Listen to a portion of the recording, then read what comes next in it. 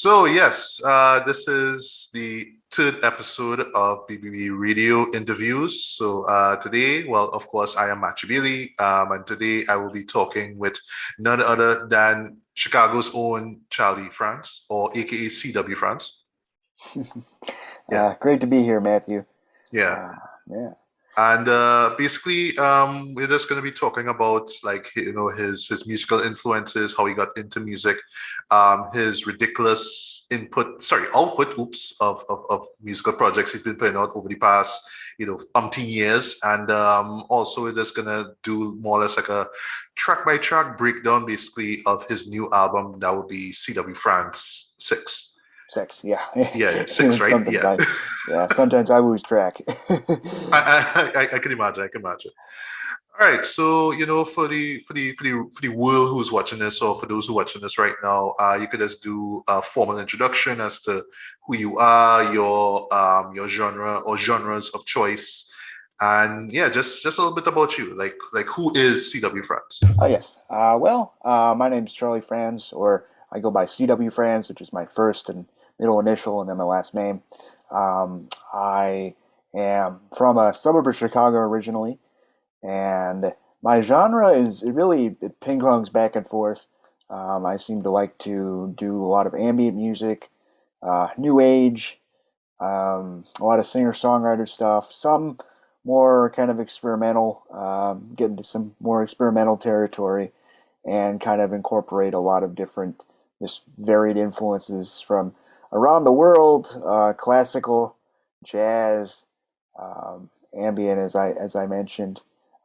So it's really, even I don't know half the time what direction I'm going to go in until I get an idea. So, and we're probably gonna get into that, but it's really been fun.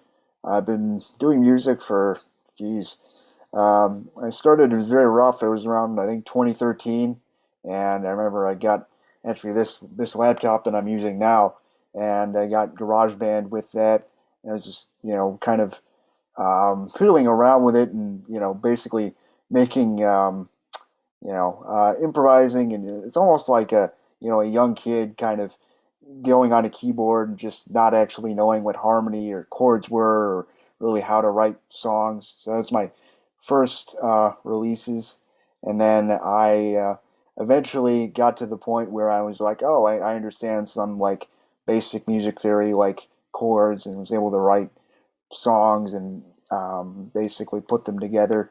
My first like real project was called Tunnels, and that was I did most of that myself, and I basically still had no idea what I was doing.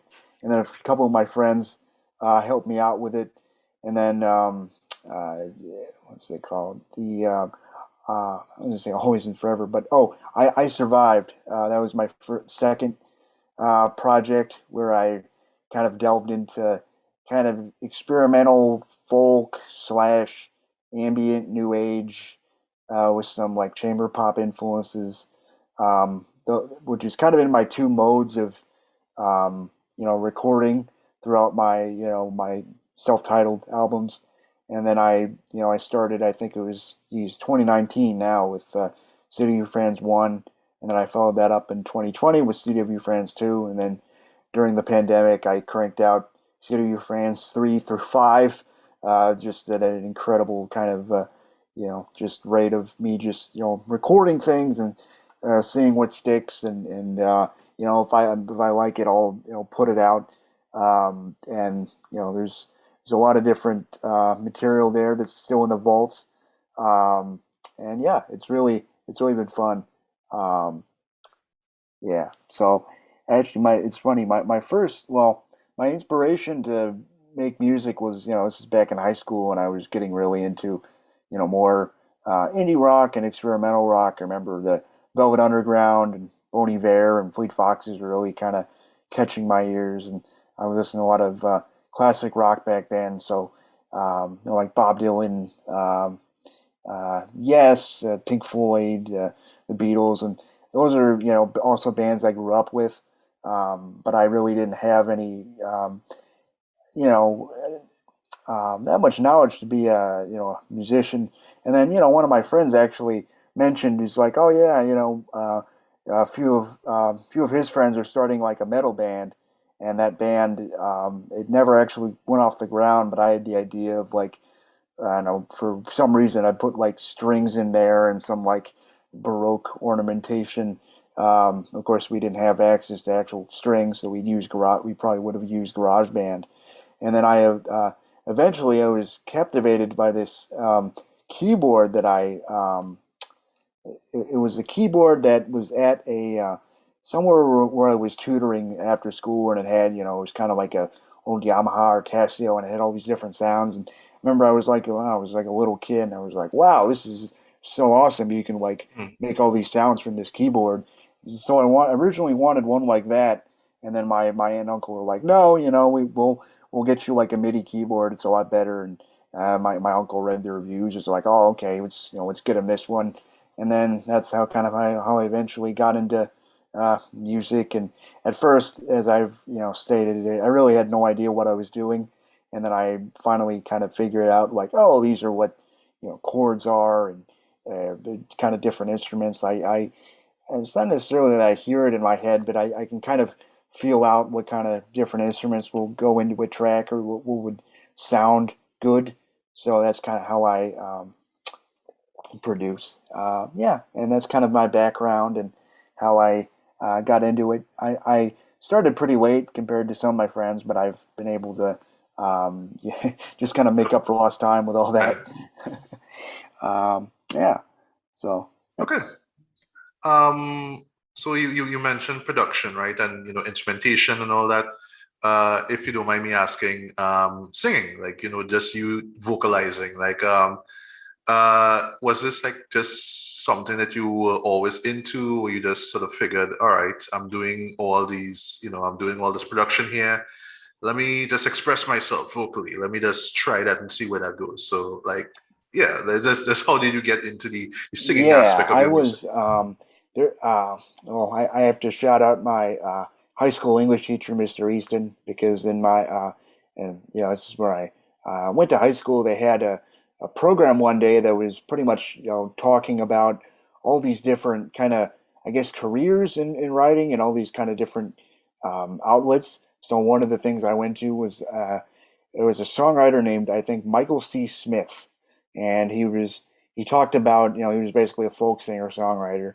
So, and he was talking about how he like wrote a song based on like a newspaper article of, I want to say it was like some sort of, I want to say like a Wolverine attack or some sort of animal attack. Huh. And he described kind of how he wrote songs and things. And after that, I was like, wow, maybe I can, it's like, well, even I can like write a song.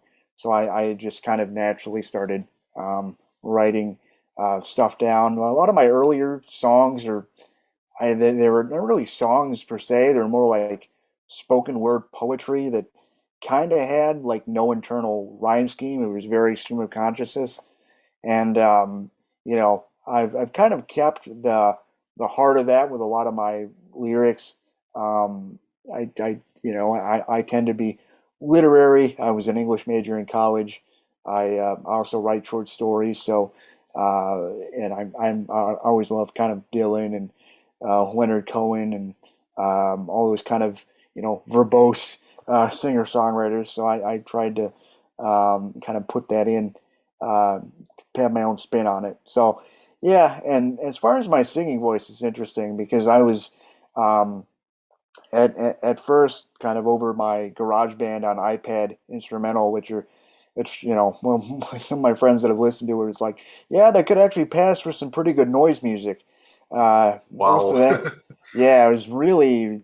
I don't even show it to, I might, I think I still have one of them out there, but it's really just it's back when I actually used to release on SoundCloud, but over that I would basically do like a spoken word kind of thing, and then I eventually kind of figured it's like, hey, I'm actually a bit of a crooner, and I listened to Bob Dylan and Leonard Cohen and all these kind of creaky voiced singer songwriters. I'm like, yeah, you don't really need like huge chops. You can kind of as long as you have put emotion into it. Mhm. Um, and actually, even as for my vocal process, I basically at least before, I actually would kind of do it almost as a first take, or actually kind of memorize the lyrics quickly and then kind of record them, or even kind of sometimes I still go kind of piecemeal, depending, and take out different takes and do different things there. It's very spontaneous. Like I'll add little kind of ad libs or lyrics, or kind of change it a little bit even as I'm singing. So it's a very kind of fluid process. Yeah. Okay, okay. All right. So for those who don't know, my official introduction to Charlie's work came with CW France 2, which I covered through my Fiverr gig. So from there I had to listen to the first album, which was where I noticed the singing and songwriting basically. But with CW France 2, was just pure instrumentation. And for me, just how I dive into your work is I just like how I dive into many albums, especially instrumental. I just usually look at it from like a visual perspective, like I'm watching a scene in a movie play out. So when you talked about this is about the American Midwest, that was what CW France 2 was about. I was like, all right, I'm just picturing these landscapes. I'm picturing like cities and foundations and all that kind of stuff.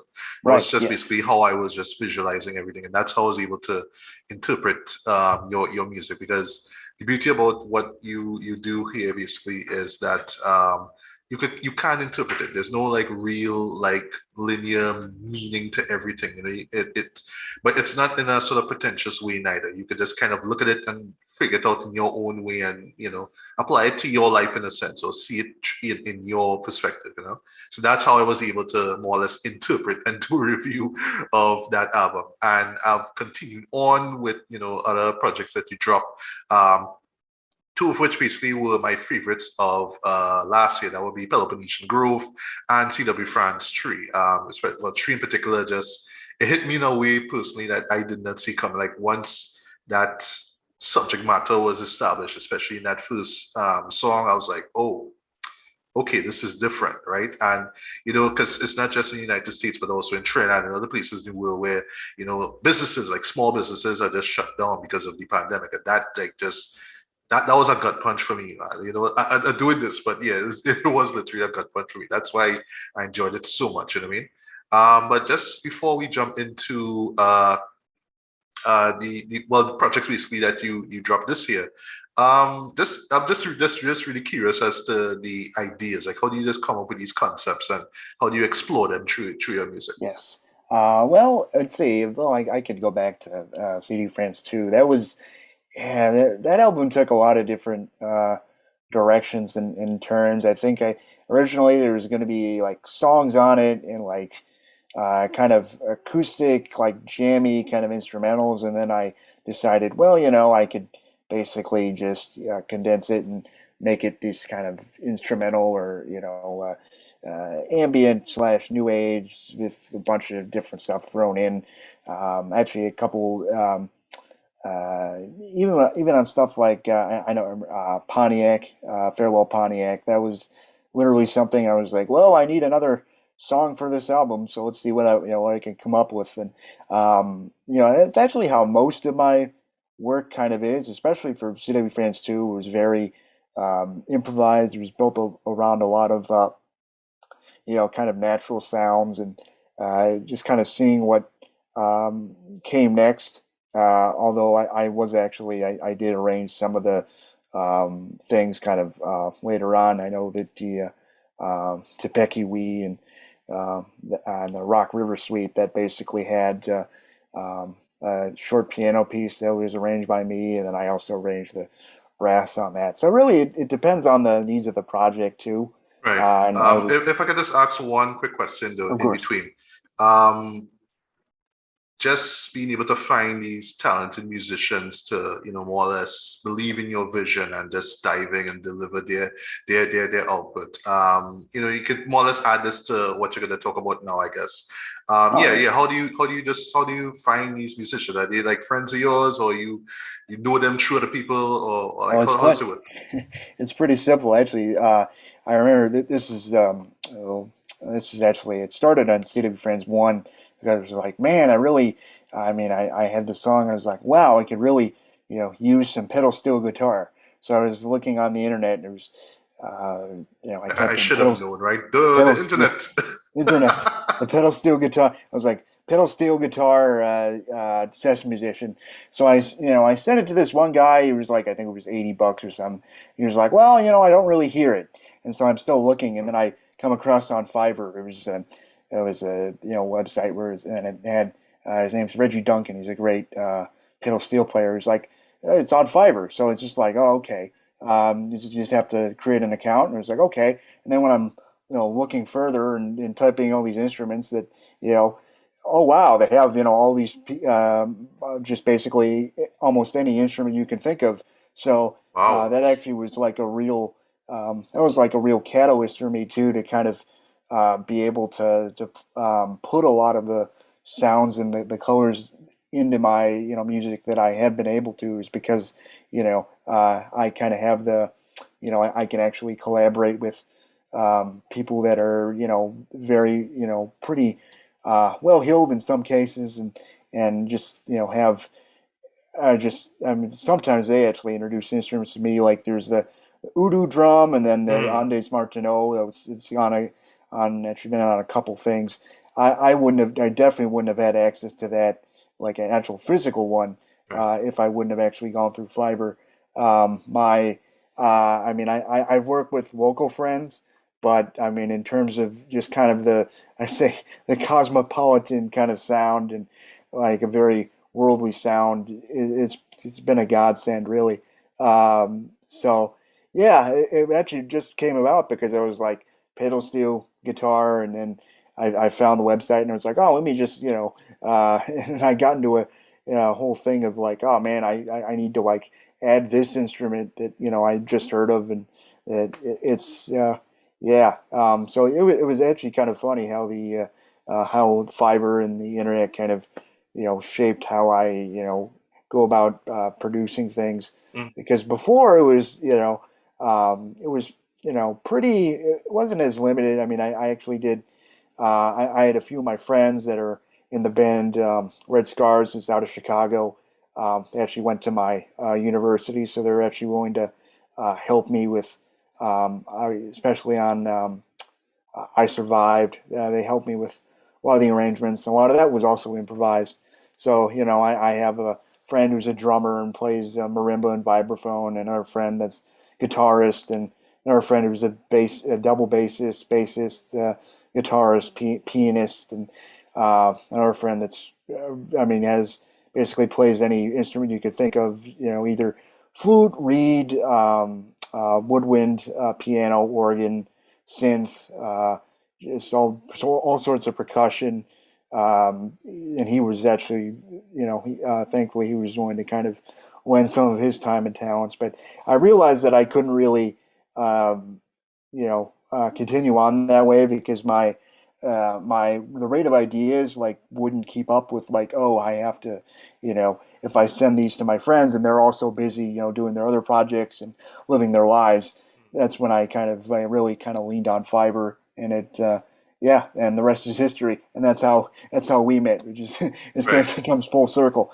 Yeah, um, that's cool, man. That's really, really cool. So I think I sort of asked this before. I guess I guess I'll see the playback, right? The ideas, right? Concepts like case in point, Peloponnesian Grove or C.W. France 2, or even something like say, five piano improvisations, right? Like just the ideas, like how do you come up with these ideas and decide, all right, I'm gonna do this, and this is how I'm going to explore this topic, or this is how I'm going to explore this sound. Like how do you do that? Yeah, it's interesting. It's very once I kind of had or I found this kind of that I wanted to pursue music at least as a partially a hobby. It kind of opened up this part of my brain where there's there's like always a part of me that's like working on different arrangements or improvising on something or even when I'm at work I was like well and it's really again as I said it's a very fluid process. For like five piano improvisations, it was literally I just was at the piano and was just like let me just play something It doesn't have to be melodic or anything. Actually, a lot of them, like especially CW Friends too, that kind of the concept actually came after the music. I would play it, and then I would kind of be reading up on certain things, or just kind of thinking about various things. And it was like, wow, this sounds like kind of the Midwest. And if you notice, they have some of the track titles actually have Algonquian, which is the language of the first people that were Right. in Illinois in the Midwest.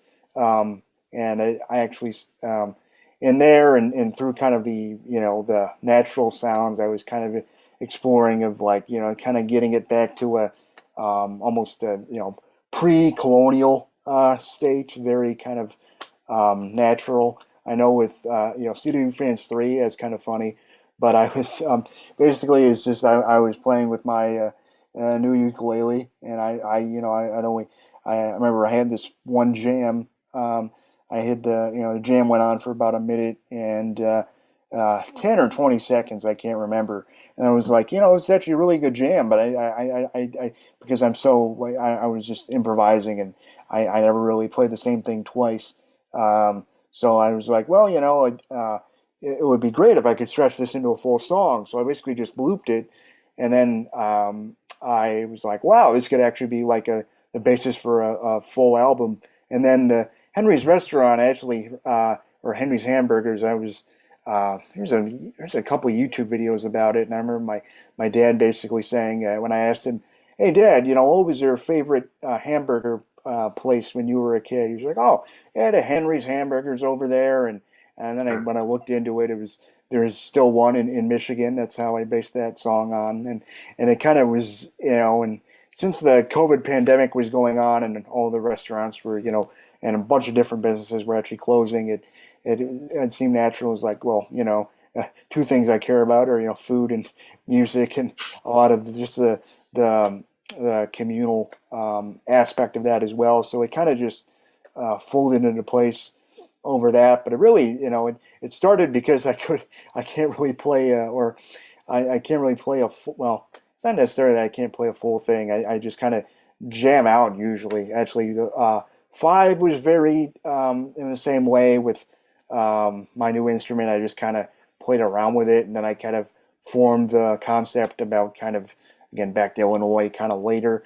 Yeah. CB Friends 6 is the Which we'll get to, but well. Yep, that's the yeah. So it's very really my whole process, and the ideas are.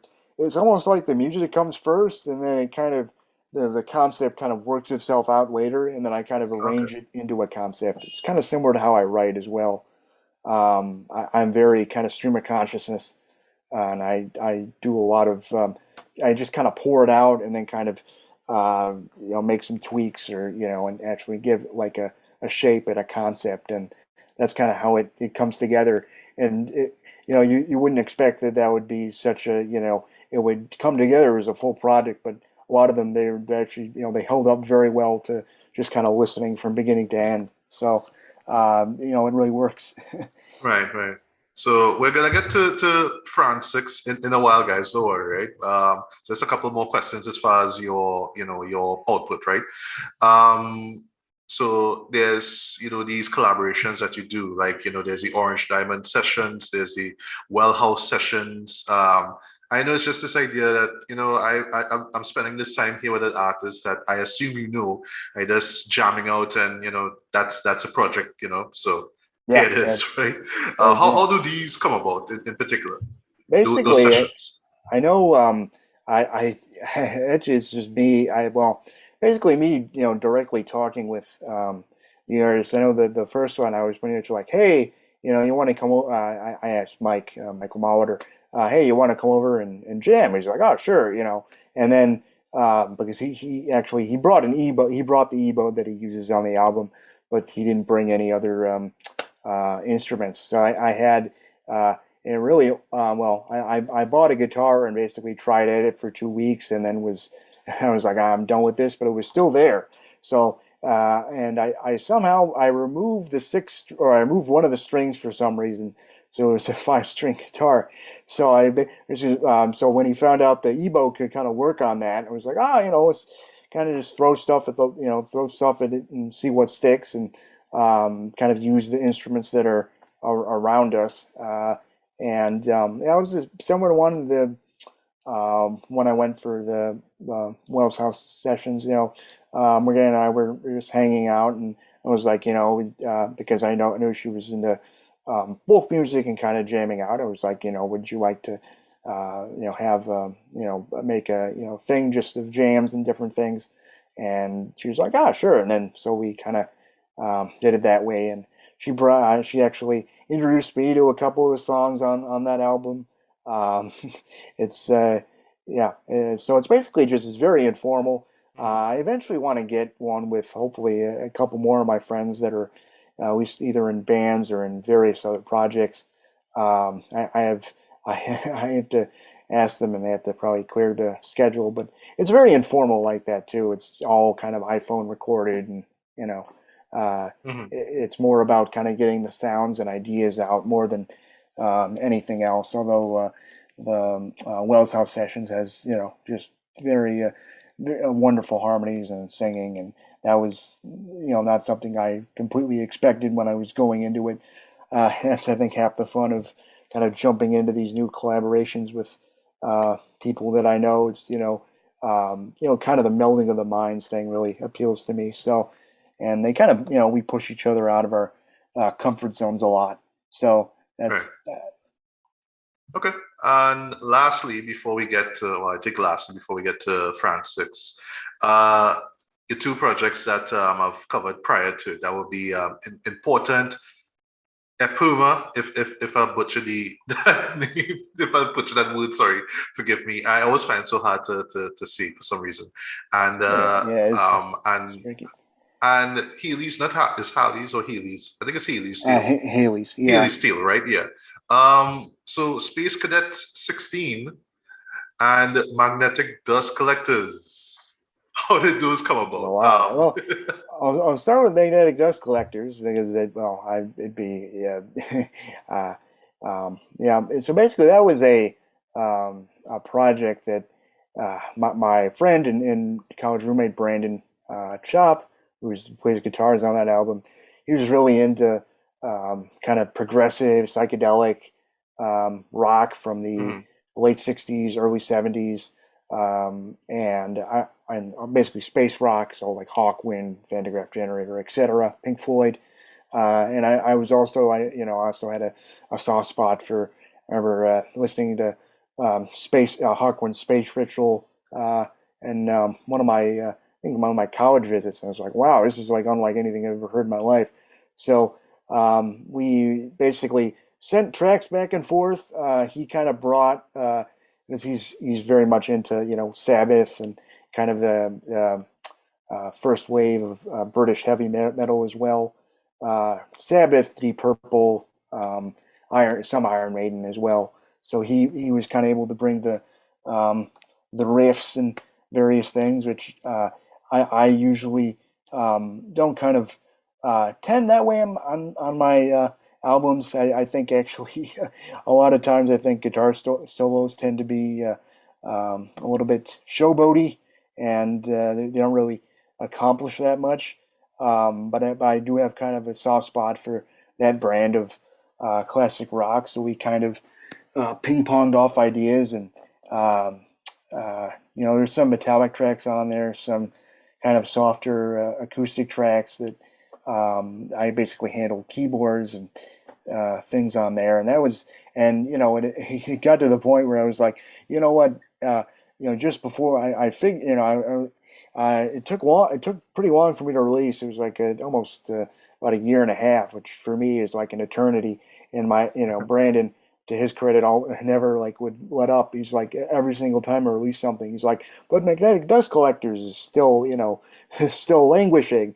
And I finally was like, well, due to this, I have a new record, which is City Franz VI that was coming out that was kind of proggier in that sort of vein. So I was like, I might as well release it, compile like the best tracks and then kind of release it as it was. And I think it came out really well. Hmm. We're I think we're in the very preliminary stages for um, Magnetic Dust Collectors 2. He was showing me, or he was playing from like a riff that he got on his amp and kind of playing around with that. It might be heavier and more almost yeah, might be heavier than the last one. Depends what where our heads are at, but yeah, I really like that collaboration. He's Yeah. um, he's similar to me, or actually he's kind of the opposite of me. He's very much a perfectionist, whereas I tend to be just kind of see what it is and just kind of play it and then kind of edit it and edit around it. So it's an interesting dynamic. You can Yeah. imagine we got in a lot of good good-natured fights when we were roommates. So Wow. uh, and then important One ephemeral. quick question before we get Oh, of to course. the Space Cadet project. Who came up with the concept? Who came up with that story about, the world coming to an end and having to Oh find yeah. another planet and all that All that stuff. insanity? That was pretty much all me. I remember I wrote because I was reading. I was actually on Brandon's suggestion. I was reading H.P. Lovecraft, and there was a kind of a That resurgence explains it. of Cthulhu, Lovecraftian yeah. things. Yeah, and I wanted to. I thought a lot of the ideas were fascinating in the Cthulhu mythos. I read that once, and I was like, I mean, there's a lot of that stuff there, and then there's also the horrible racism that's part of it. That I was like, oh, let me just take that out of there. And so I wrote. So I basically wrote that, and I know one of the lines from the old one suite is basically cribbed from uh, Cthulhu, and then Hmm. after that, it pretty much was a very, I kind of, I think part of it too was I didn't really know. I knew it wanted to be a concept album, but I wasn't sure what the concept exactly was. So you have kind of a couple of the almost aborted ideas, and then when it came time to release it, I was like, you know, you just kind of try to spell it out through the track titles and try to get at least a sort of coherent story out of it. And I know I think I did a better job than a lot of the prog rock albums. I remember like there's one where it's The Lamb Lies Down on Broadway. I remember I listened to that and I was like, what the heck is going on here? So I'm much more of a or I'm much more of a linear storyteller. So that's kind of how I almost fit the story kind of around the songs and was able to kind of create all those. He's much more into the musical side, and he does a little bit of writing, but yeah, it was pretty much all me in terms of the idea there. But yeah, Okay, and lastly, and I promise that we'll get to the album proper. oh no, yeah, no, Uh, I could yeah, do this all yeah, day. So of course, I know because it's just all these ideas, right? And that's what I love is just the creativity that goes into these projects, right? right, So, yeah, my mind was blown literally when I heard important Ifuma, right? Where it's just like this, like just short collection of vaporwave tracks, but you're just cueing all these old commercials and songs that if you're a millennial you've probably heard when you were a kid, you know what I mean? And right. just how you were able to capture all that in just such a small package just amazed me. So because I know like in your linear notes, for example, yeah, you hear a little noise in the background. I'm sorry, Oh no, no problem. but that's fine, that's fine. um you and a friend were just kind of reminiscing about, old, TV commercials and whatnot, right? And that's always like this recurring theme that I notice with your work. It's always about memory and what lingers on, basically. That's what I really Got it. love, right? Yes. But yeah, just this idea of saying, you know what, I'm just gonna take a Kenny G song and I'm gonna do a little slow and reverb stuff similar to like what you see like on YouTube, for example, with some sort of like anime shot, Animate there, basically. yeah, Yeah, yeah, that's how I just picture that whole album. You know what I mean? So so concept yeah, behind it. yeah. How do you come up with that? Yeah, it was as you said because I wrote this as part of the album description. I basically, my friend and I were driving along. We were going to get McDonald's, and I was like, "Hey, do you remember those old Zoo Books commercials that were in there in the '90s and Super. 2000s?" And he was like, "Oh yeah, yeah." And then we, so we kind of bantered on about that, but then it kind of stuck, and it's like, well, a lot of these are kind of indelible memories of childhood for me and a lot of other people.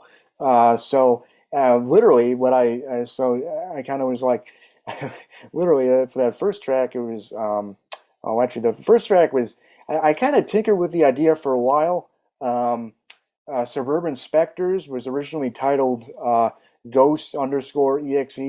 It was took a lot of I basically took a lot of like loops that I had paid for and downloaded, and then kind of did the just kind of sliced in some of a song by the band Japan called Ghosts, and Oh, then okay. So that's what plays at the end because I was yeah, wondering, oh, is and that a there's commercial? Like I don't know what it is because it yeah, just it's slowed very so much, it's yeah. So I worked on that some months back, and then I actually when I was finished the album, I'm like, well, it needs another track, and that kind of goes with it perfectly. And then I was able to use there's a free plugin called Cymatics or they call it Cymatics Origin, where you're able to kind of process the audio in that it's sort of like an old cassette player and have all the things there. So that's why it's kind of it got all the static and things, and that's why it's kind of got a different production from the rest of the record.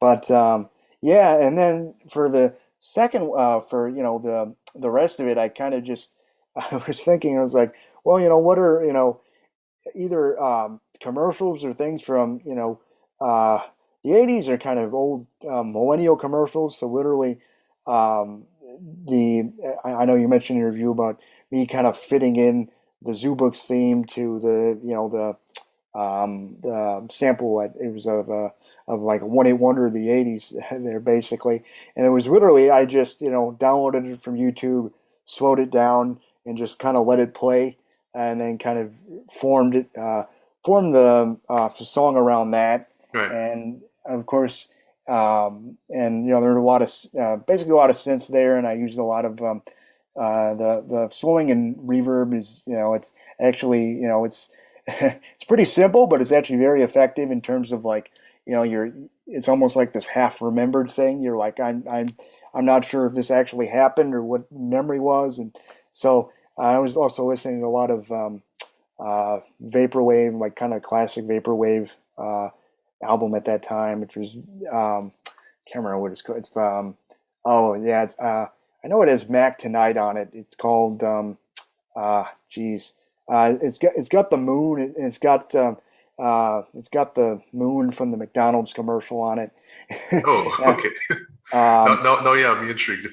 yeah, it's and it was basically where they kind of slowed and did different things with it, and that's all. The whole genre itself has always kind of interested me because it's kind of it's at once like very 2010s ish, and then it's also at once very retro. And I'm also not sure what it's trying to say about like consumerism and things like that. But so from my perspective, I wanted to make it like a personal journey because pretty much everything I make has to be personal in some sense. Hmm. I've Uh, noticed. Yeah. yeah. So yeah, that's basically how I wanted it to be like, you know, 4 or 5 tracks, 15 minutes, just so it can kind of, it's almost like you're watching like old television at like 11 o'clock or 11:30, and you're like, oh, I barely remember it before I go to sleep, that kind of thing. So it was, yeah. And that actually turned, I mean, it's funny, the plaudits I've gotten for that were I was not expecting it because I was just kind of like, let's just kind of see if this sticks. And people have actually been like, wow, this is great, which I'm like, okay, yeah, this is Yeah. okay. So I'll tell you, it's probably one of your most accessible works because I of can that say that, vaporwave yeah, sound. It's yeah, because yeah, we just love it. I don't know why. I think it's because of I don't want to say it's a revivalism, but because it's present in like rap music and pop music. I mean, look at the Weeknd's music right now, like oh Dawn yeah, FM. Great album if you haven't listened to it, it's great, right? But has a lot of vaporwave and just like synthwave '80s spacey kind of pop music. influences, yeah, Yeah. yeah. That's yeah, it's definitely have like a there's definitely a renaissance there.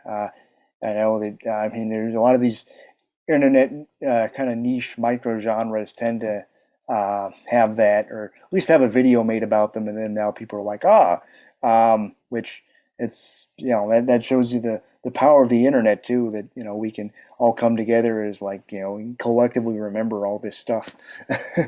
It's really it's pretty insane.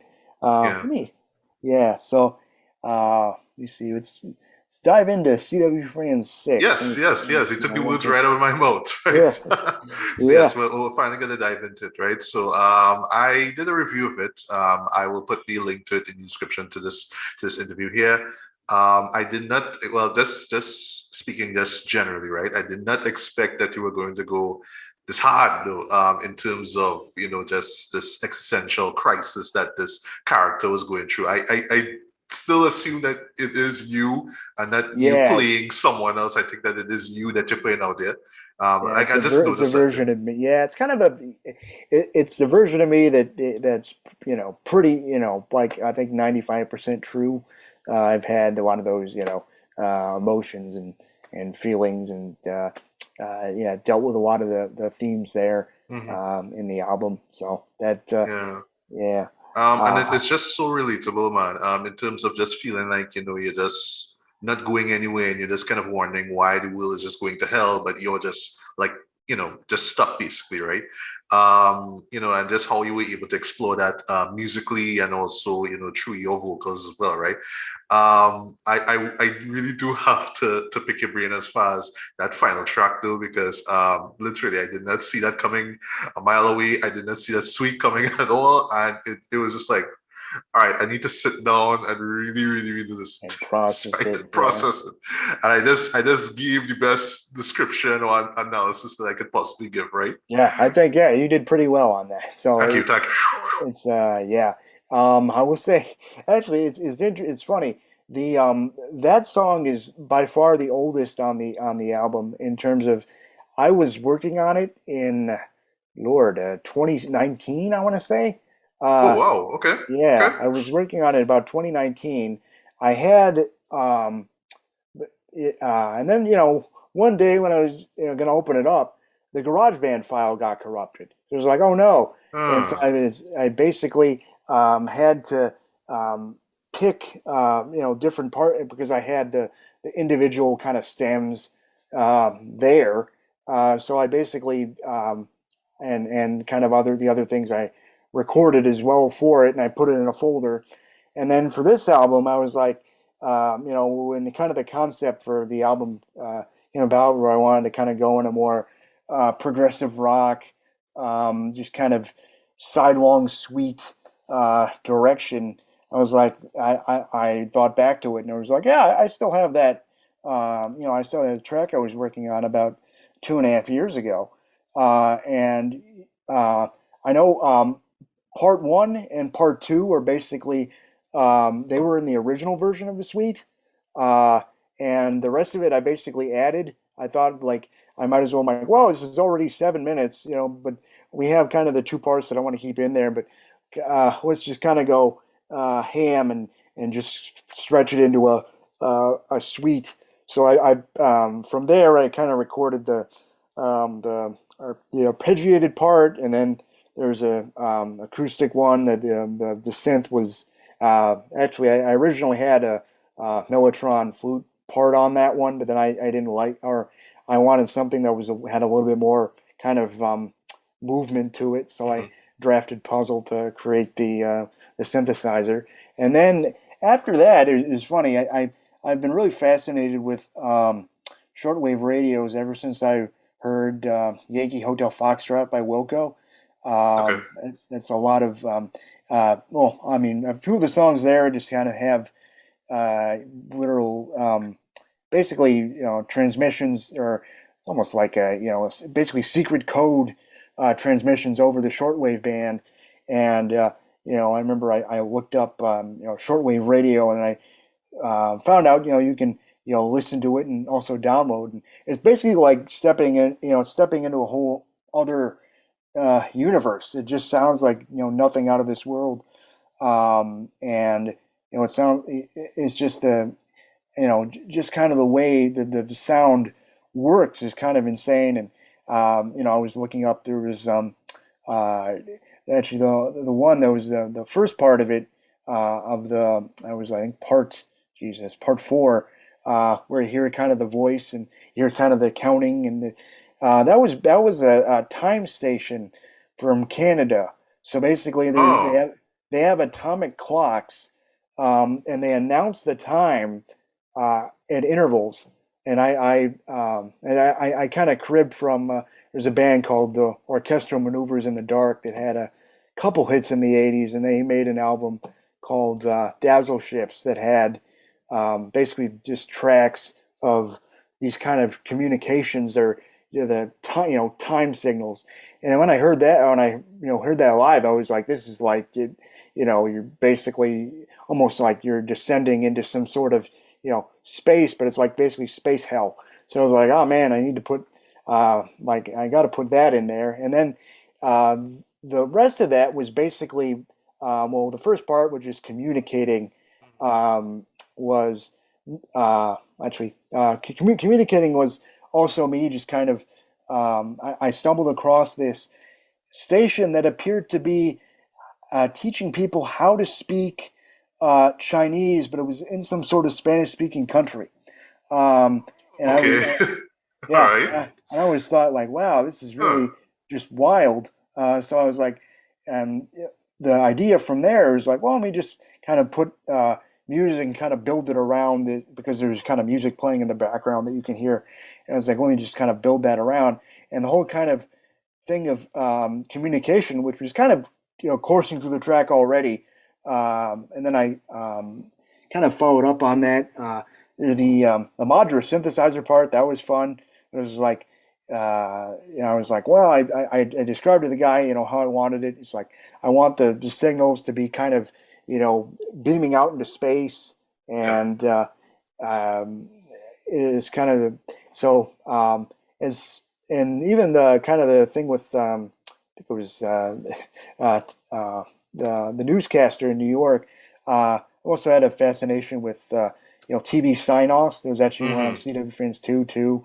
Yeah. So and just kind of the I don't know. It's a similar thing where the my interest for vaporwave comes from, where it's like it's this thing that's like so period specific, and it's also like it's intimate in a way because you guys like basically telling you all these things and basically Yeah. wishing you good night, and you're like, And I think it's that something with his voice too. There's a that too. certain Yes, way that he talks. I don't want to say it's um specific to the 80s, but like I don't know, I hear it and I instantly think, oh, this is how right. Yeah, newscasters in the 80s sounded like. yeah. It's like a classic like yeah, it's like a classic newscaster voice, and it's a and I remember I was first listening to him. I was like, wow, there's a lot of stuff he covers. So I Yeah, wanted the music to some what was it? A baseball game, baseball game. There's a mudslide there. mudslide There's in I believe is in Argentina or some Argentina other or yeah somewhere. South Yeah. American country. It's a There's lot. some with Ferdinand Marcos in the Philippines. You're like, Yeah. and I'm like, oh my God, So I wanted to kind of create this sort of ambient soundscape that was and there also the vibraphone part was there was actually for a different part of the suite. It was for an ambient part that I might actually revive because I still have the file. It's called The Children. I was going to be the topper of the original Edge suite, and then I was able to fit that in there as a kind of a. Actually, it worked out quite well, and I was like, well, it was the same key. It was like I think it was a G or something, so I was able to fit that one there. And then and, and then the piano one, I'm like, well, this basically needs a nice kind of for lack of a better term, kind of a come to Jesus moment. So I just had that, and I had the image. It might have been from Haley's Tale or kind of similar. The this kind of Lovecraftian sort of like space beast god thing, and like giving the character kind of or showing the character something or giving him advice. And I was also really into this kind of classical music as well. I wanted to kind of experiment with how to you know, different kind of ways of playing the piano and things. So that part, the last part, is very influenced by Claude Debussy. It's very basically wanted like I wanted kind of impressionistic and yeah. So and it came together really well. Yeah, yeah, it Because did, it there's did. so many disparate parts, but I thought it was a great way to kind of I knew I wanted to be the finisher as soon as I recorded it. And see, well, want me to go in reverse order? Well, we might as well, right? But you forgot one, which is actually like my favorite piece, right? This Oh is yeah, Ancient Transmission. oh yeah. Just that concept alone of Yeah, the okay, ancient. with this ping ponging this signal. I assume I was right in terms of where it's coming from. One is aquatic, and the other one is somewhere on some barren wasteland It's somewhere, like and it's just yeah, like it was boop boop boop boop boop. I love that, that. right? Yeah, And it that just one really like was. sums up what I assume, what I interpret the album's theme, about connection and disconnection, right? Your character Right. pretty much disconnected from the Yes. world, and these pieces more or less showing that humans are gonna connect, like they're gonna find a way to do that, right?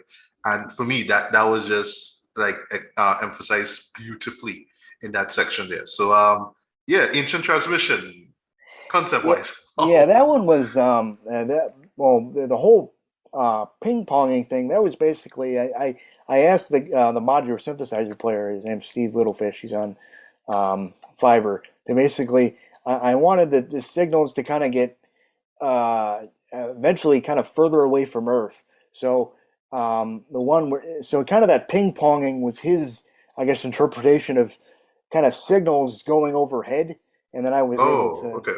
yeah, overhead. Although I can understand how it's also like underwater because some of it does kind of have that Yeah, quality sort of to it, subterranean, sort of. Yeah, subterranean it kind of, feels and really then like that.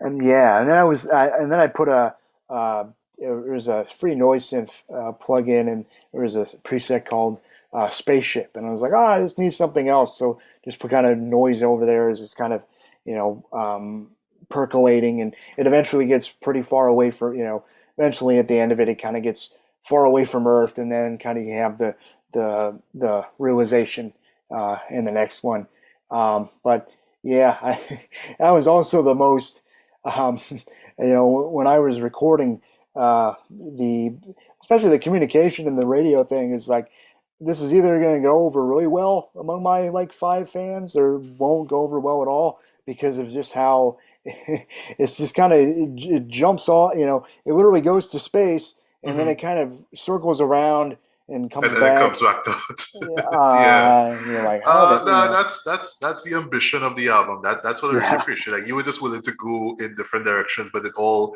comes back to a particular point, right? So right, let's take your advice. You could kind of go back to the beginning. So what we were just talking about there, guys, was the fifth and final track, but it's a suite that basically runs for 24 and a half minutes. And if I'm not mistaken, I think this is like the longest track or longest bit of music that you've ever done. Like, at correct. least in my opinion, yeah, it really does feel like a It mini is. album right there. Yeah, it's a mini album in of itself, as you did, as you put in your review. That's yeah, it basically is like I mean I could have just released that and then but then I of course I wanted to make kind of like an album with like five or six tracks. One of them is really long, um, and there's track list. We're going in Yeah. reverse order. We could actually start from Either one and or, then sum either at or, four. Yeah. one and then go down. Yeah. Yeah, but this Um, last year, what to say about the fifth one? It really felt like 2001: A Space Odyssey. That final yes. third. I think it's called Jupiter Beyond the Infinite, where Infinite. it's Yeah. just all right, Oh, character in scenario after scenario, and you will just try to piece whatever. together Yeah. what's going. No, I love that piece. I love 2001, right? And It's yeah, Stanley great film, Kubrick, still classic film. greatest director Yeah. ever, right? So okay, Periwinkle Pond slash Guiding Tides, right? The one thing that I always like dog about Guiding Tides in particular is just that music, that the music itself, the music bed, that jazzy vibe, right? That's why I wrote in my notes that it felt like you were just watching some intro to some 80s TV show, right? Because it just has this sort of like laid back vibe to it, like, oh yeah, this is city life. These are people kind of just going about their day, you know what I mean? And you're just seeing cars passing, people cross the streets and whatnot. And here you are, like, I'm done. Like, this rat race isn't for me. And I was, watching koi fish in a pond, and shit, I need to go to work now. Yeah, So basically. I just love how it clashes with that sort of smooth vibe of, the beat in the background. That was great. Yeah, that was that was interesting because the parallel pond section was actually originally not even part of the album. It was actually a separate piano improvisation that I recorded at one of the schools I was subbing for in the music class. They have a piano, so I was just like, and then I listened to it and I was like, oh, this could actually work as kind of an intro to what I'm working on. And then the guiding tides section is interesting. I knew I needed uh, something a little bit more digestible, and I had I had the opening riff of Terrapin Station by the Grateful Dead in my head, Mhm. where it goes da da da da da da da da da. So I was trying to, and I was finally clicking around the arpeggiators in GarageBand. I found one that kind of had a similar do do do, just kind of that almost like funky kind of Mhm. rolling thing. And so I kind of I recorded it in about 5 minutes. I told the guitarist and the bassist like, hey, it's like the Grateful Dead, and then I actually originally the conga part and the tumba part, those are supposed to be timbales to kind of because the original interpretation has a pretty cool timbale breakdown, Mhm. but the percussion is like, well, I think conga would work better. So it's like, yeah, I can see that. And then I was like, this is kind of jazzy already. It needs some kind of saxophone, so we'll put that in there. And then it's funny. I call that my it's basically my, if you've heard "Taking Care of Business" by Bach and Turner Overdrive. Oh, It's basically okay. my version of it, but it's like it was I guess it was kind of based on experiences I had kind of in the time that I was working kind of an office job where you're taking a train from and then you got to walk to work, and then there's no light in any of the offices, and then you're just kind of you're completely drained and beaten down. You have to go back, and so that was kind of like my negative version of taking care of business. It was like I don't really want to keep doing this. This is not great. Yeah, we could relate. We could all relate to that. All right. So up next we have Meeson, right? This track in particular just caught me by surprise because it's just, Meeson Rosenfeld, right? Rosenfeld, Mhm. sorry, just drumming, right? And I'm like, all right, this is okay, okay.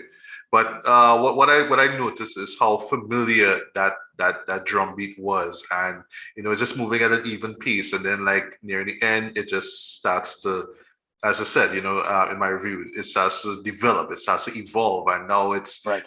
just moving really intense, right? And it feels natural. It's not like, somebody put a gun, God forbid, to Mason's head, like, okay, play faster. It's like, all right, it's playing a certain way, but come on, pick up the pace. Let's go, let's go, let's go. That's why it just keeps building and building and building, right? So that's why I made the point that, like even something that has to evolve, like, it's a drum pattern, even Right. that has to evolve, and that's what your character has to learn, basically throughout the album. So, what was that the idea behind Mason, or was it just, all right, I just want to have Mason just play drums because he could play drums? Oh, well, yes and no. There was, I know, I mean, there was, of course, this is going back to the Grateful Dead, but they used to have a certain part of their concerts where they would have, it's called a drum slash space section. And they would basically have a drum solo, and then the band members would improvise over that.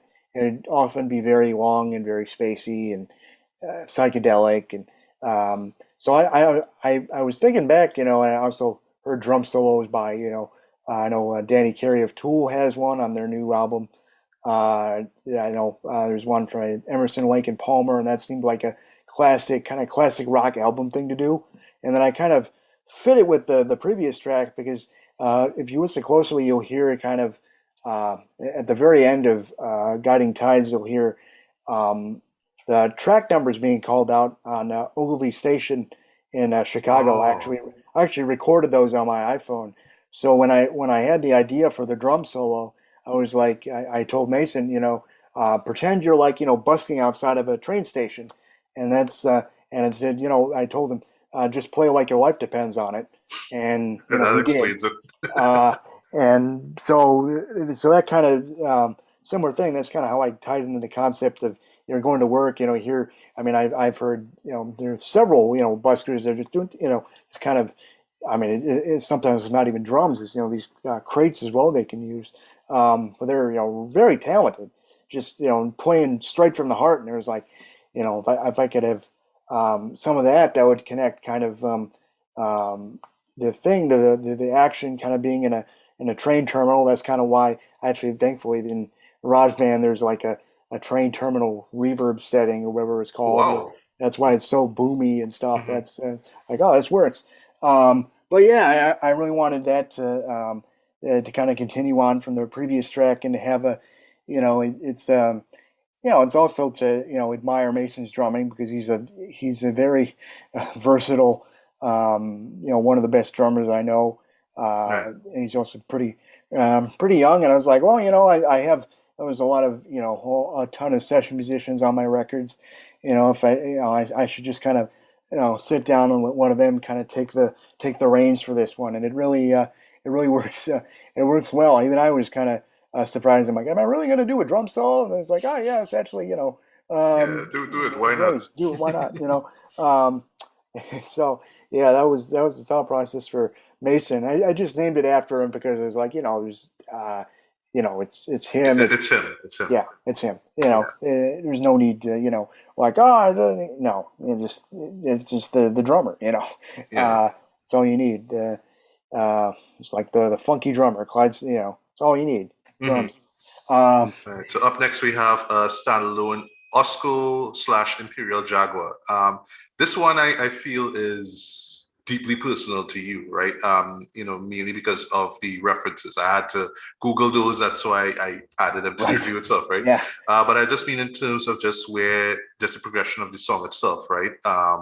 You know, opening with the Star Spangled Banner, which you played on piano, right?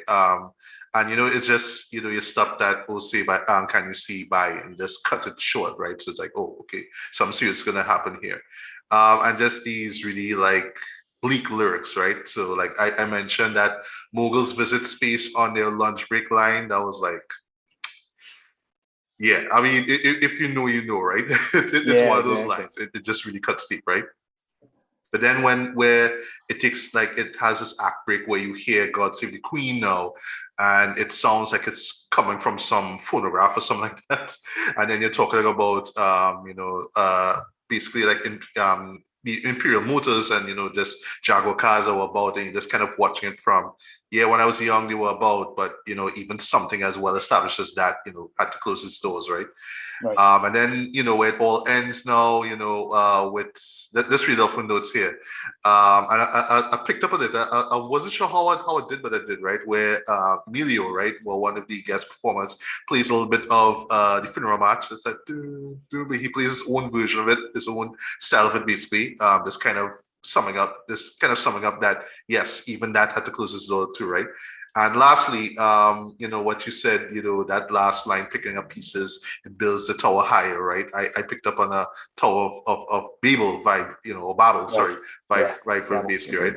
So yeah, just concept wise, production wise, what went into this track here? Yeah. It's well there's a short kind of intro that I was like this is almost was thinking of kind of Pink Floyd and kind of the long kind of synthesizer dominated intros to like Shine On You Crazy Diamond Hmm. and all those, and I was just playing around with that. And then with standalone Osco, actually it came out of a question. I and I just asked my parents because they lived in, well, my dad, of course, has lived in the area for, pretty much his whole entire life. And it was like, I told him, it was like, I don't, I don't see like a standalone or just like an Osco. They're all combined with Jewel now. And I was like, yeah, and I was like, well, yeah, there's that one, I think it was on Central that, it basically turned into a CVS. And that kind of led to, there's almost that, a recurring theme here is like nostalgia and kind of the inevitable change of things that are happening. And it affected me in terms of, and then I kind of, I was thinking about, I think it was the CEO of Richard. His name is Richard Branson.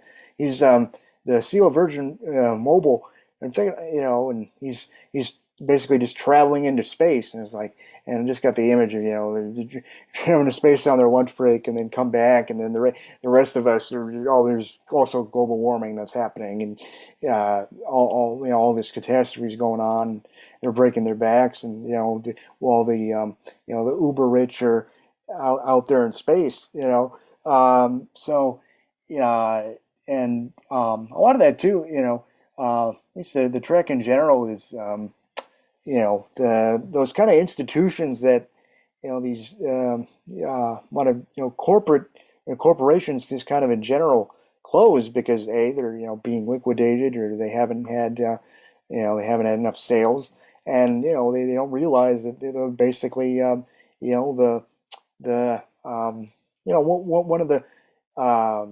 one of the touchstones for hundreds of thousands of people over the years. That's especially with the Jaguars.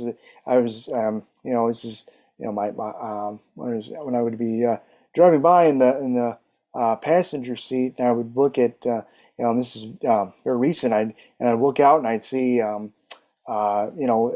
Imperial Motors is closing after 56 years, and I was like 56 years. Oh my gosh, Six how many? years, but wow. I think it was like 56, and it was kind of similar to Shriners, where it was like, or Cedar France 3, where it was like that was like 82 years old, and that just closed, and you're like, man, how many memories and things that were there that how many lives are improved by just going to buy a car, and all the interactions that the salespeople had. And even though it moved to Lake Bluff, which is actually a pretty affluent northwestern suburb, I think, of Illinois.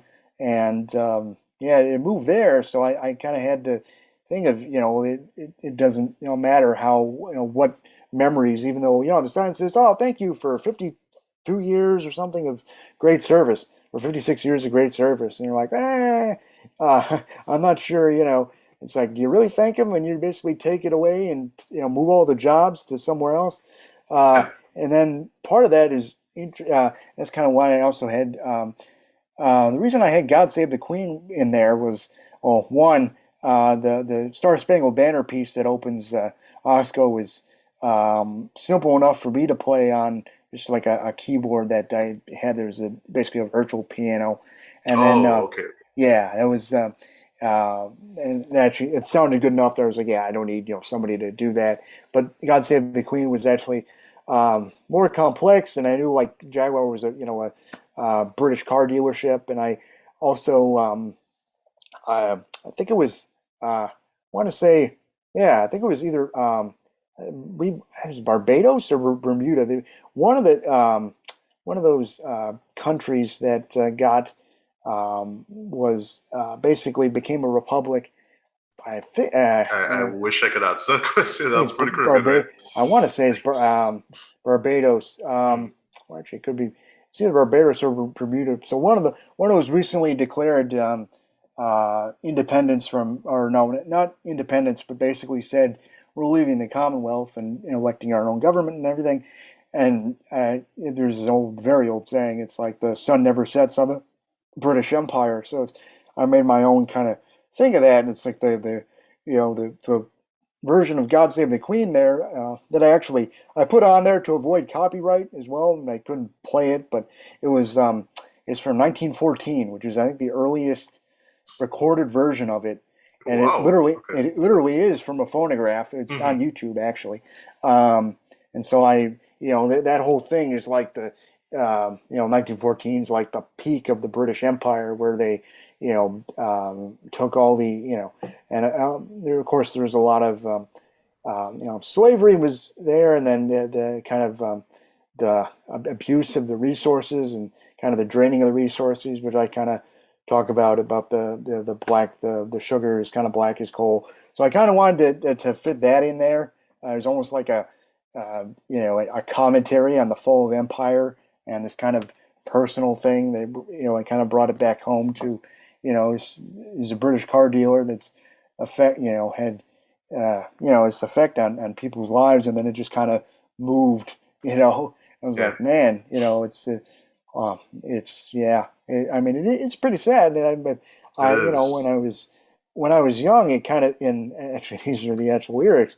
It seemed like pretty much the world was your oyster. The internet was really just coming into force, and then we're going to have all knowledge and be able to like travel places, anywhere, and then now it's kind of where we are now is you're still stuck at the office, you're still kind of doing the 9 to 5 Yep. thing. And so there's kind of a meta commentary on that too. So there was, but yeah, and it was all influenced by either a talk I had with my parents or just kind of seeing the Jaguar building that's now it's still up and they still got a sign, but it's there's nobody in there. Like, geez, um, and that made me write that song. I felt like, wow, this is really important. Yeah, it The is. It is. Yeah. In terms of the production on that, it's interesting. There's the acoustic guitar part. It was very. I almost kind of compare it to Kansas, the American prog rock band, um, with kind of the layering of that, and the guitars are kind of very Pink Floyd ish, Hmm. a little bit, and then for Imperial Jaguar, I was getting into at least some of Glenn Gould's kind of performances of Bach, and I like Bach in particular that his his music is it's virtuosic, but it's not, showy. You can actually, feel or kind of, emote things into it. It's not just kind of this, a piece of, kind of all oral wallpaper. I think a lot of people assume that classical music is. So I wanted some more, just kind of took this Bach-ish kind of chord progression, and then the Emilio, the pianist, was like he decided to add harmony that was kind of he said Beethovenian harmony, so kind of reminiscent of almost I almost think of it as Moonlight Sonata, um, and that actually worked very well, and even the fragment in B minor that you mentioned that I didn't even hear it first until you noted it. That actually You're it welcome. fits. Yeah, it fits the the whole thing of like classical music is very It's just so subtle, that's why I just yes, had to give it some. it's very So like, kind of oh wow, like I'm hearing that. Dun, dun. Right. That was awesome. yeah, it was very yeah and I knew I wanted that to kind of fit over the music and kind of have a bit of a I heard a lot of times like oh yeah these like classical keyboardists going into rock and especially like prog rock bands Emerson Lake and Palmer I know Rick Wakeman did some classical stuff and just kind of I wanted to be like hey yeah this is this can also be cool and rock out, but I needed kind of a weighty subject. I know I can't just just write a pint by number song, and so I was thinking about those things, and it all kind of came together. All right, all right. And just to wrap up the album here, approaching the edge and the edge itself, right? So approaching the edge is just this really, really brief instrumental with some noticeable French horns. I don't think there's anybody credited for it, right? For Yeah, some it's odd not reason, for me, independent, it right? reminds me of okay. So I'm a huge fan of Jerry Goldsmith, right? The composer. Uh, late great composer, sorry. And I always loved his score for Straw Dogs, right? That's 1971, Sam Peckinpah. It's very bleak, very lonesome, very, very dark. It's just those horns, I just give you chills, right? So like I was hearing it, and it had that sort of despondent sound to it. So, and just off the title is like, yeah, so something dark is gonna happen, right? So we talked about the Ed Suite already, but what I would just want to focus on, just to wrap things up, the lyrics themselves, right? Just very bleak, very hopeless. I should say early on, right? Especially, like lyrics like a poorly acted tragedy, watching skin sag and hair turn gray. Just going really deep, right? This scenario that comes afterwards where you said the cab turned around and left me where when you pay all the tolls, it gets messy. And it's just I'm just a sad man sitting in a chair drinking red tea. We all come and go, and it just keeps going and going and going, right? Much to my surprise now, we had this particular moment where you're saying, well, this is where you said, I made myself first, now I am last, disappearing into static and detritus, losing my reflection in the mirror, tonight is, and you just shout, like, tonight is! Like, Yeah, something grandiose is going to happen. And then that's where we get into the communication stuff afterwards, right? yeah, And then when it ends, it's almost like how you describe it, at least to me, it's like you've been through hell. You've kind of undergone this sort of metamorphosis, and now you come out of it like, all right, I don't think I know all the answers, but I guess right now all I could just do, and as you said here, I mean, I'm not the first to feel this way. Taking your hand, I'll make the most of my state. You know what I mean? So it's right, like, all right, I don't know all the answers, but the least I could do is just move forward. That's the least I could do. So whether you were aware of all that communication stuff that was going on or not. This kind of came out of it, kind of learning a right. lesson. Like you have no choice; you just have to keep moving. And yeah, that to me really, really, really struck me. That like you just coming to that realization after all this hell basically that you've seen basically, right? So yeah, so just to touch quickly on approaching the edge and just lyrically, the edge itself. Yeah, approaching the edge was actually the French horn part was written originally as a like a French horn part for the original The Edge that was going to be about the last 30 seconds of um, the main part, which became a ledge. And then I decided, we basically need something to kind of lead into that, and I went back to the French horn piece and kind of added. There was I know I arranged the trumpets as well to kind of go in this, it kind of escalates and it gets into even a little 12-tone serialism at one point, and it's very kind of dark and foreboding. And there's other instruments, there's the piano there, and then the bass, and that really does kind of set the tone. Edge is interesting lyrically because I wrote a bulk of it in 2019 where I was kind of struggling with kind of trying to juggle long distance relationships, an in person relationship that didn't eventually work out, and the person kind of was used me for various things, and even kind of earlier on, just um, you know aging kind of came up too because my parents and a lot of people that are close to me are actually getting older, and I can literally see their hair is turning gray, and that it's it gives you the big existential question there, and then I think the detritus line was like, yeah, I kind of wrote as a link to the static stuff that was, or the communication stuff that was going on. I wrote that at pretty much when I was about done with all that, and then the other lyrics, as I kind of mentioned, they're very mythical. They're very I want to say they're like my most uh, prog rock set of lyrics because they kind of name check all these kind of The mythical entire thing, and like the the Lovecraftian thing. But I remember it was, I think it was a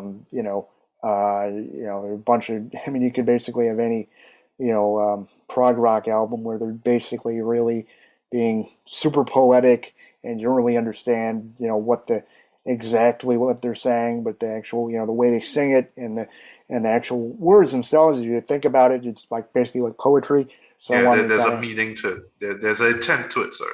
yes, there's definitely that, and there's, yeah, and I wrote it with the intent of basically being like, hey, and this is kind of, my mental state now, even though I have, ups and downs. I have, and I'm able to kind of look a little bit more at the big picture, and realize that, even if I have, you know, um, periods of darkness or depression, that those, won't last forever, and then I have support system, and beauty in the world, and music and art, and all the wonderful things that we have. So, and I was able to kind of realize that almost through writing those lyrics.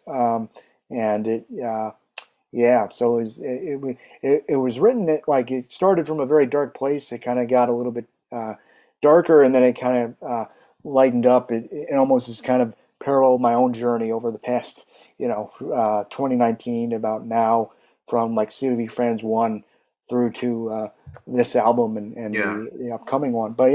Uh, but yeah, it definitely, it's kind of like, I hate to say it's like the Skywalker saga, but it's like the I Franz love it. saga. Uh, Yeah, yeah. the though don't mention episode 9. I really don't.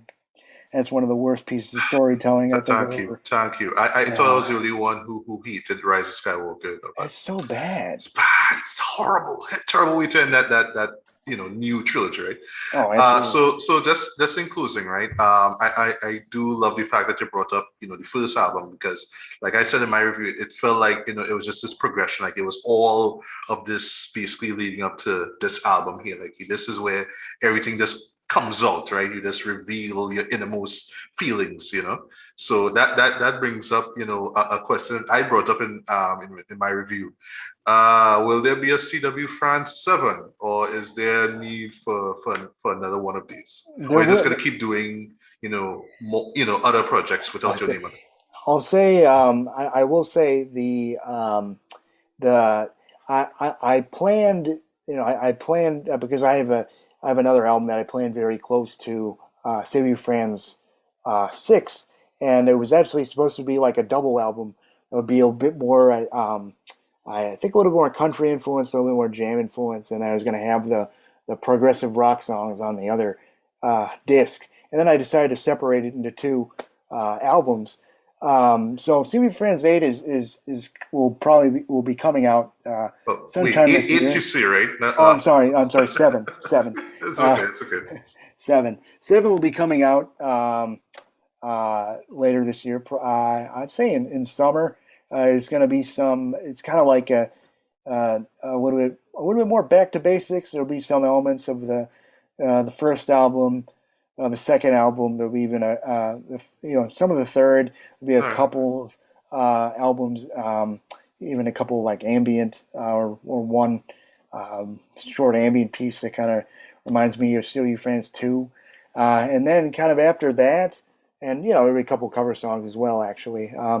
And after that, I'm not going to say the series is finished, but it'll I'll still be making music under the CW Fans name, but it'll be a lot more uh, kind of it won't be having to do with the CW Fans series. I'm taking a break from the series after CW Fans 8, and it's kind of seeing where I would like to go next. I already have actually a few albums planned that are going to basically utilize the pulse stretching feature in Audacity, which kind of makes every sound kind of go into texture, and extends all these kind of compositions. So you can take like a 2 minute improvisation and turn it into like 20 minutes, Okay, and okay. do some very wild stuff with that. So I'm focusing on that. I was even thinking of doing like almost arranging some like either short or at least the heads for kind of some short jazz tunes.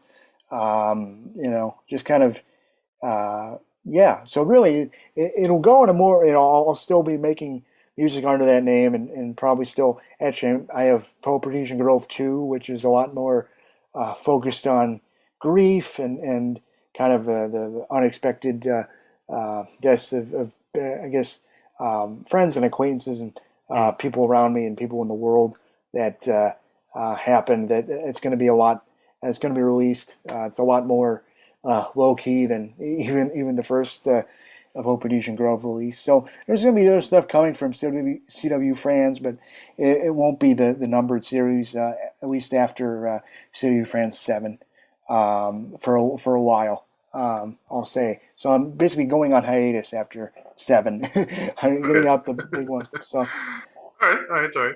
All right, so just lastly, right? Or I always say lastly, right? And then some other question pops in mind, right? So in like I'll just letting you know one time, right? As far as this artists that I've covered through my Fiverr gig, you've put out you've pretty much like sent me the most work, man. And if just looking at your Bandcamp page right now, it's just amazing in my opinion. Just how you're just able to just crank out all these projects, right? And they never feel tired, they never feel stale. It's always some sort of idea that you have, just some sort of concept, and you just know in your head, you know how to make it work, right? So if I just have this is just you talking to the audience here, right? In terms of just music, in terms of like expression and whatnot, right? Like, what advice would you give, say an up and coming, musician, I mean, like, who just wants to make music because they love it and they just have ideas that they just want to share to the world, right? Any bit of advice you want to give, based off of yeah, your catalog thus far? my catalog and yeah, my journey, my journey was a lot different than a lot of other people's. What I will say is, never stop creating, and just kind of feel out what's right for you. There are plenty of resources now, and I even for teaching keyboards and ukulele and guitar, and there's actually even the free DAWs like GarageBand are actually pretty powerful. When you kind of play around with them. So you just explore, never stop creating. Just kind of play around. Uh, you know, listen to a lot of stuff as well. Kind of open your ears in that In your way, mind. and your mind Mhm. as well. And yeah, really just kind of my number one thing is never stop. Don't stop creating, and don't also let any kind of perceived like, oh man, I'm not as good as this person is on guitar or keyboards, because you basically all have to start from somewhere. Because I'm actually in a personal note, I have a mild physical disability, so I know playing. I remember I used to be like, I'm never going to be able to play an instrument, and I play a bunch of them on my records and arrange stuff when I had no idea what when I I you basically, if you have enough, if you have enough patience and hard work and belief in yourself, yeah, you too can be a kind of a internal fountain of creativity. Yeah, great. Well, that's great advice, man. So, in closing, Charlie Franz, where can people find you? You know what I mean? Where can people find your music? Where can people find you online in case they just want to know what's not so much what's up in your life, but when's the next project coming out and whatnot? Yes. Yeah. So where can you be found online? Yes, I'll be. Well, I have a Bandcamp page that's www.bandcamp.com/CW Franz. That's CW Franz and all kind of related projects. It's under CW Franz at Spotify. There's like a selection of albums there. There's also a selection of albums at iTunes and Apple Music, uh, Amazon Music, Bandcamp, or no, I already mentioned Bandcamp, Title, and even Deezer. I've heard that's popular in France. This will do. Okay. According to according to DistroKid, it is. Uh, and yeah, I actually have a YouTube channel that actually I was actually uploaded my I guess music videos to go with important ephemera there, and I'm actually looking forward to getting into more, I guess, mixed media presentation and doing some more things with that. I also have a Facebook page, Charlie Franz, and you can yeah, should just add me on there. I don't really update my musical page all that much. I just kind of see the personal and the musical is kind of they blend together a lot. So and yeah, yeah, you can reach out to me anytime. I'm always really excited to have new fans come in, and still when people are like, "Oh, let me give you a follow" or something, I was like, "Wow," because there's a lot of music to choose from, and it's especially now. So thank you so much for your support and your listening to this, and yeah, have a good one. Right. So again, CW, thanks so much for coming through. Thanks for just blessing the world with your music, man. I absolutely mean it, man. Just the I mean, creativity involved, though, you know what I mean, is what always drives me to your work, man. And I definitely can't wait to hear what you deliver next, man. So yeah, keep it up, man. Just keep, as you say, just keep creating, right? Just keep right. making just dope, experimental, weird, but with a point and a message, type music, man. You know what I mean? And yeah, let's see how far it goes, man. Yeah, of So course. yeah, this has Thank you been so my much. third episode. This is the third episode, sorry, of BBB Radio Interviews. I am Matthew Bailey, and this was Charlie Franz again. Sorry, thank you for coming through. Of course. Yeah, no, thank you for your kind words over, God, it's been over the It's years. And been about 2 years, man. It's yeah, roughly 2 years, yeah. Since uh, yeah, literally since I started this fight again, man. Yeah, and I was just glad, like I still think about it to this day. You know what I mean, like there's all these great artists that I learn about. You know what I mean, and art forms that initially I'd just be like, but now you know what I mean. Like in your case, I'm like tuned to electronic music, vaporwave and stuff like that, and just off of the names that you call in terms of artists that you mentioned that inspired you. You know what I mean? Now I want to seek them out as well, right? Not right. just in those genres, but also in rock and prog rock and stuff like that. Like Yeah, I just want to learn more, and that's the beauty of music of right there, course. right? That's Yeah. it. Right. Yeah. And of course, for you guys watching this or listening to this, thank you so much. And please seek out CW's music, man. This guy is doing a hell of a lot, man.